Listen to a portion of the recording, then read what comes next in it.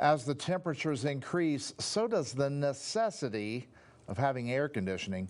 And Central Oregonians are buying what's left in order to keep cool. The manager at the South Bend Ace Hardware has seen sales of swamp coolers, air conditioners, and fans increase. Some of his customers are new to the area and have not yet experienced a Central Oregon summer. I've been bringing air conditioners in for some time now, and they've been slowly going out. But as the temperature increases, there is a little bit of panic to it, so that people realize maybe I ought to do this now. So stores are starting to run out of that merchandise, as is our warehouses.